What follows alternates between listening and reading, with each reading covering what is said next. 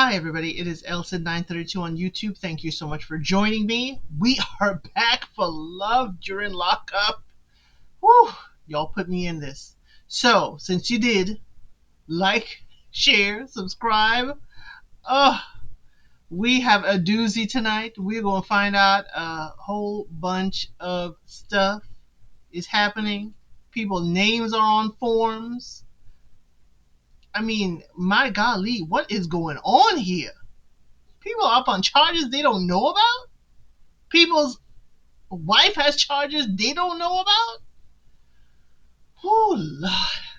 Let's get into it. Let's start off with simple. Savannah and Bradley.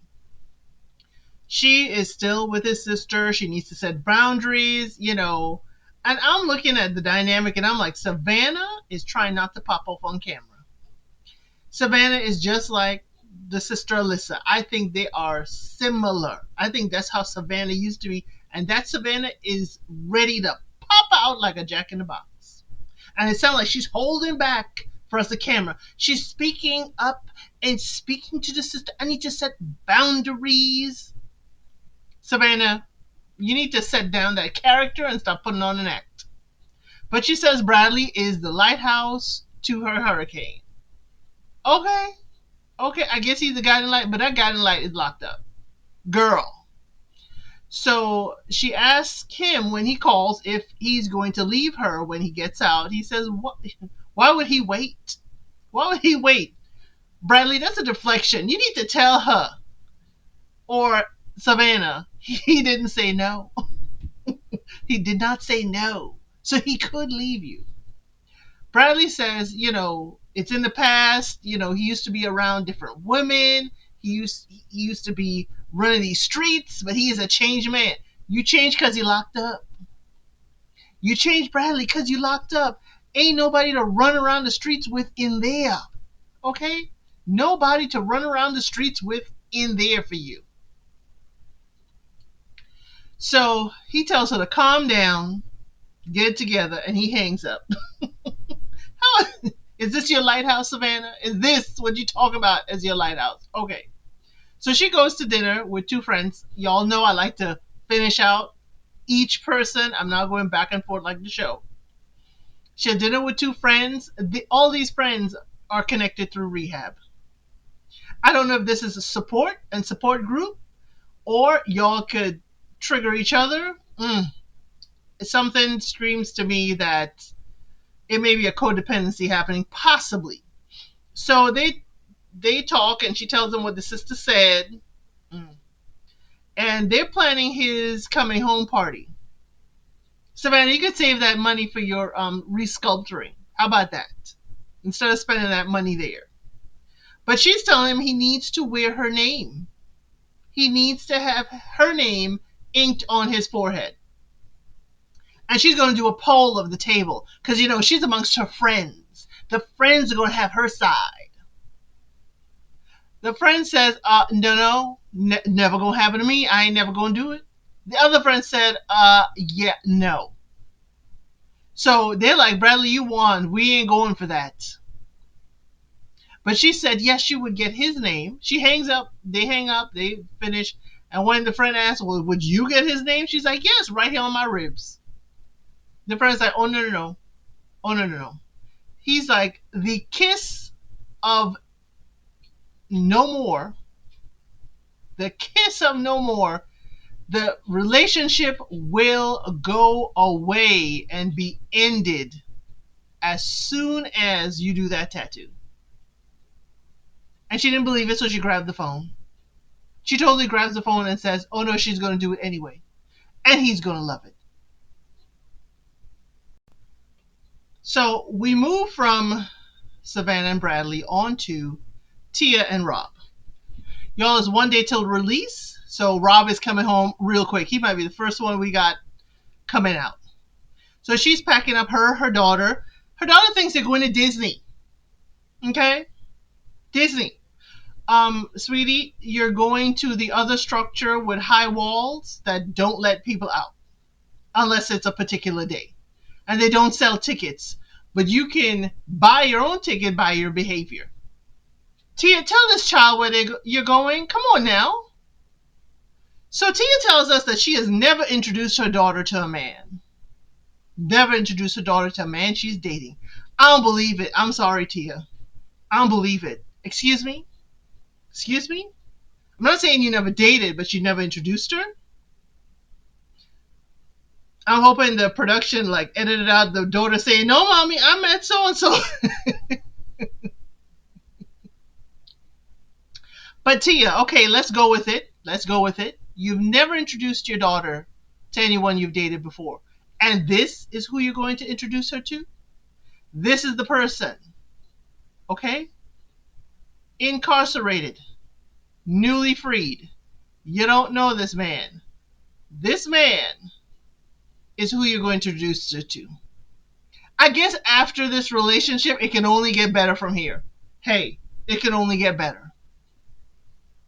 So Rob says he's excited to get out and experience freedom. He does see marrying her. He's telling us he does see marrying her, getting a house, having kids. Tia tells her her daughter will stay with her family because she's ready to hump Rob. She's ready to get it in. Tia, are you ready to have a relationship, or are you just ready to with Rob? Exactly what? Because it seems like you just too hot to trot. She says it's been 2 years since she's had intimacy with anyone. Okay, okay, but I don't mean you have to be like, yeah, I need to go and just be with the man. But I understand both of y'all like in purgatory, because remember he been incarcerated for quite a while, 8 years. Mm. So it's the morning of the release. Tia says her heart is racing. His sister, her cousin, comes to pick him up. She rented a suite, so when the family gets together with him, there's room. Okay. So they all go to the jail.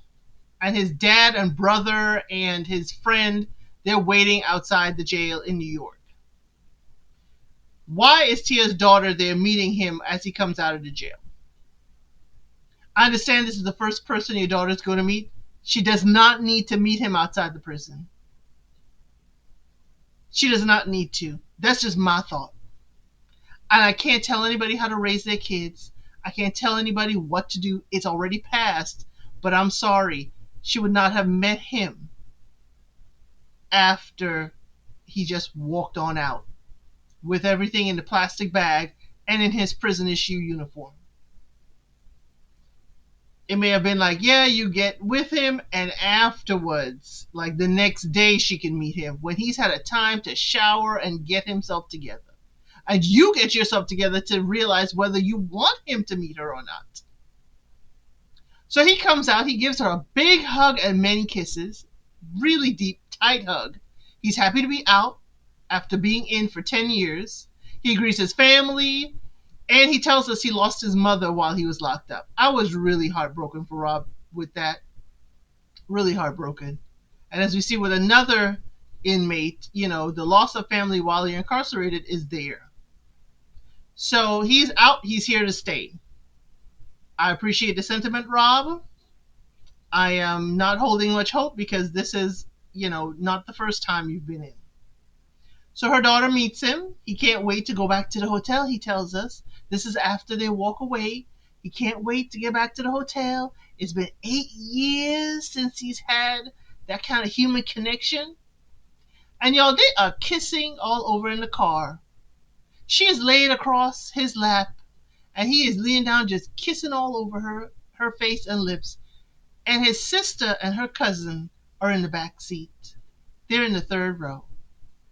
I mean, come on. I would feel uncomfortable. I'm uncomfortable seeing it head on. So could you imagine being in there, cramped up in the third row, and you're hearing all of that? Yeah. We go to 7 years till release, Sam and Crystal.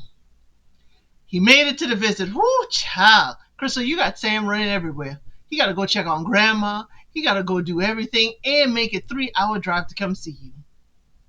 So we see it's a 2-hour visit, and he heads home. He said the visits are always emotional, and they show each other a lot of affection.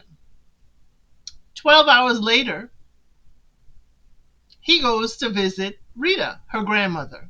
Rita, remember, was sick and she couldn't come. She hadn't slept the night before, so she couldn't come on the visit. But apparently Rita does something every time it's time to go for a visit. But Rita is ready to go out to eat with Sam. And that's the implication. Sam also leaves. Like, Rita will go do things with her friends. She will go out to eat with Sam, go to the grocery store. But when it comes to a visit to Crystal, Rita ain't ready. It's always some excuse. So Crystal calls while they go out to lunch because, Rita ready for lunch. Rita ready to go out anywhere but go see Crystal. And after Crystal calls, she tells the grandma, hey, it really hurts that I don't get to see you. Now, Rita's hands we see is shaking. I don't know if it's from age or emotion. I don't know. On one hand, I want to be like, Rita's like, I really don't want to see you locked up like that. You're my granddaughter. On one end, I'm thinking that. And on the other end, Rita's like, she ain't got the time. She ain't got the time for this. She don't even want to think about this, that her granddaughter is incarcerated. But there's no crying. There's no tears that we see. Crystal says she wants to spend as much time as possible with Grandma because we don't know how much time we have left in this world. And remember, she lost her mother while she was incarcerated. So I think Rita should be sensitive to this, but I don't know what's going on with Rita. Why she won't visit. So Sam goes to see the lawyer he hired for Crystal. Remember, Crystal's charges are aggravated assault with a deadly weapon. And the lawyer says because she has this, it can derail her parole. Not only that, we find out that Miss Crystal done violated parole before. Excuse me? Is anybody hearing me? She going on all hopeful for parole when she done violated parole the first time she had it. She violated because there was what? Drugs in her system. And she had contact with the victim that she aggravatedly assaulted. So the lawyer said that contacting the victim thing, that is going to be a major issue. That's going to be a big thing. So Sam said, yeah, but, the victim went to go visit her in prison even after all this. Now, hear me out. I am no lawyer. I am no esquire of any kind. But why would it look good to you to have the victim visit other than it's to show he ain't afraid of her? You could use this in the parole hearing. Say, hey, she is locked up and the victim came to see her. Not only that, she is supposed to stay away from the victim, right? No contact. But guess what? Y'all allowed the victim to come see her because she ain't got no control other than I'm not coming out for a visit. But at that point, she may want visits from everybody. This was her ex-boyfriend. Y'all in this legal system allowed the victim she's supposed to stay away from to come see her. He should be on the no contact list. He should not be allowed to be in there. I'm sorry. That's just my thought. What are your thoughts? But Sam, you were right to bring that up. The victim came to see her and visit her. But I think Sam more worried about if she gonna run off with that man. But So the lawyer said, can you deal with the reality of her not being able to come home? Can you deal with that if it's 7 years? So Sam said he cannot imagine doing this to perpetuity. But he doesn't give an answer. But he says he couldn't do it 4 years ago. But he certainly couldn't see it. But he has done 4 years. But can he wait? He cries. He does not answer. And I think he's emotional because he wants it so bad. And he says that. He wants her home so bad. I don't know if you will have her when she comes home because it seems like she's going to cleave to her grandma. And Sam, you're going to be on the side. You're going to be on the sidelines. I'm sorry to say. Next, we have 4 weeks till release date, MJ and Willie. MJ is going to visit her mom in Utah.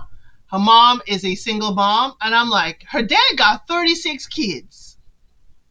How many did mama have? And how's mama single? This Utah, I really thought that he had multiple wives. He was taking care of everything and everyone. I thought it was like Community. But now to find out Mama was single mother. And he got 36 kids. Ooh, child. MJ, I'm going to need you to tell me how many. How many wives, how many ladies, and how many kids? Ooh, 30. Oh, Lord. Ooh, 35. To have 35 siblings. So she talks to Willie on her way to the airport, and Willie's concerned because the last time she went to Utah, she was around her ex. The last time she was around that ex, she got blazing drunk. She slept with her ex, and she had a pregnancy scare. I think Willie is justified to be concerned. Now, she says she hasn't had a drink in a year. We're going to believe her. We're going to believe her. MJ stood strong for her birthday. But my golly, I understand Willie. She was married to that person for 13 years. And the one time she saw him a year ago, and she was with you because you incarcerated, she went and slept with the ex. Mm-mm-mm. So Willie calls her ex a bum. But Willie, you in jail. Willie, Willie, Willie. He may be a bum, but you are an incarcerated bum. I'm sorry. How can you stand on any kind of pedestal about her ex-husband? He free. He out here. Okay? He out here. He may be getting drunk and wilding out, but he is out here. Don't call him no bum. Call his behavior a bum because, ooh, come on now. You have no ground to stand on. So we see that, MJ, she gets there to see her mom. Her mom does not wish to be on camera. She's going through chemotherapy. We totally understand that. But I love to hear Mama's voice. We saw Mama's strong hands. And Mama gave us the tea, y'all. Mama gave us the tea. So Willie calls, talk to the mom. They speak in, remember they're from Tonga. And he speaks their native language, and we get it translated. Mom talks to him and say, hey, how you doing? So Mom questions them getting married after he gets out of jail. She questions, MJ after he hangs up. So Mom brings up, is that, your ex-husband, he's good for you. He's good. He good man, Savannah. He good man. But Mom can't stop her if she want to ruin her life and marry Willie when he gets out of jail. Okay? But that's it. That's it. Mama says, if you're getting married, though, to Willie, why are you still talking to your ex? I need a teacup. Mama is pouring out the tea. Why are you still talking to your ex if you're supposed to be getting married to another? And MJ don't deny it, folks. You know what MJ does? MJ asks, how do you know? Mama said, because you my daughter. Mama said, stop lying. When you stop lying, everything will be smooth. But you got to choose. You better tell her. You better tell her, Mama. Mama's like, you my daughter. Either you my daughter because, one, she knows her child, and many a mother, we know our children. We know how they act, how they do. Or two, Mama used to be the same. I don't know, Mama. I don't know. Mama could have been a player herself. She's like, how you supposed to be marrying one when you're still talking to the last one? Mama said, get your house in order, MJ. Get it in order. Mama know the game, and Mama spilled all the tea. That's why they kept her part on camera. And as soon as MJ drops her mama off, guess what? Her ex calls her. Hey, girl, how you doing? Y'all think MJ's going to go out with her ex? She did answer the phone. She did answer the phone. Let's move on to the last couple. 6 months till release. Jamila and Donnie. Remember the last time we left Jamila, she was trying to figure out what is going on. She got a conduct report from the jail. She ordered that. It says that a man was buying a large quantity of drugs from Donnie, and that person was selling it to the other inmates. Donnie had the payment for the transaction sent to Jamila's Cash App. So now she is attached to a drug charge. She's attached to his drug charge, and she's removed from his visitation list. So she says she got to call the prison to figure this out, because he could be falsely accused for this. The report says that they were tracking the other inmates' visits and his contacts. So they found out from that. Every single call, video, every correspondence is tracked. But they were focused on it, and they found out there was illicit activity was going on. Found out Donnie was attached to it, so they tracked Donnie's stuff. And when they put it together, they realized Donnie was facilitating stuff. Donnie was, he said what? He rented out, he's subletting his place. That's how he making money. And Jamila, you bought that? We didn't even buy that. He was subletting. He was selling stuff, even in the prison. So now her name is on it because of Cash App. Ladies, you shouldn't be accepting Cash App from accounts you know nothing about. This is the lesson Jamila is teaching. If the money is coming in from a Cash App account you don't know, and you don't know what for, that should have been totally only from his sister, only a family member, or directly from him, if he has access to his Cash App. Now here you are implicated because you just took the money. Yeah, my friend gonna send you that $500 you need to move. My friend gonna send it to you. Now Jamila's name is on prison foolishness. So she calls the prison. She hot. She called my name on this. And he never have an answer. She is she is on the list with his drug distribution charge. She on the list. Okay? The prison says she's not on his emergency contact list, though. That's one list she's not on. But he cannot tell her who is on the emergency contact. He cannot give her that information. And all the prison person says, all I can tell you is he's no longer at this facility. Booyah, Jamila. She said, well, where is he? They're like, I cannot tell you that. She's like, thank you, but you have been of no help. How he been of no help? The person on the phone. How he been of no help? He told you Donnie ain't there. Do-do-do. The person that you are calling is no longer here. How is that person of no help? And she tells us she is flabbergasted.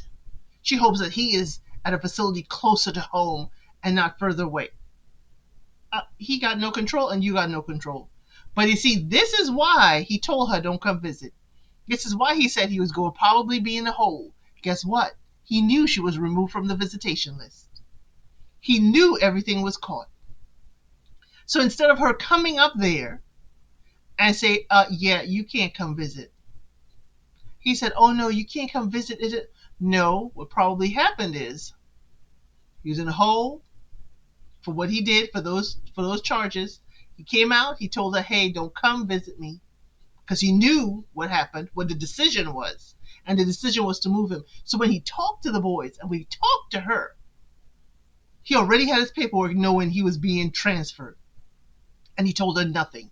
This girl moved from Texas with her kids all the way to Ohio to be closer to his facility. And now he done do some foolishness, attach her name to his charges, and now he bounced. Nothing. This is going to happen even on the outside. Even on the outside. And it's happening even in jail. Do this, they do that, da-da-da, possibly, da-da-da. And then what happens? Disappear. Ghosting. Never to be seen from again. And now he doing it in the system. He met the kids calling him daddy, and now he done disappeared. She don't even know what facility, and she can't find out until it's in the system. She can look up in the system. She could do a request, but she don't get it immediately like she wants. Let Jamila be a cautionary tale. First of all, don't take no Cash App from nobody you don't know. You might end up on the list and removed from visitors. You're going to end up on lists that you don't want to be on and removed from lists that you do want to be on. So be cautious. That is the end of my recap and review for Love During Lockup this week. I hope you enjoyed it. Please like, share, subscribe, and leave me comments below because this is getting wacky. Wacky. I am flabbergasted, Jamila. I am. Thank you so much, and I'll see you on the next one. Thank you for watching. Please like, share, and subscribe to the channel.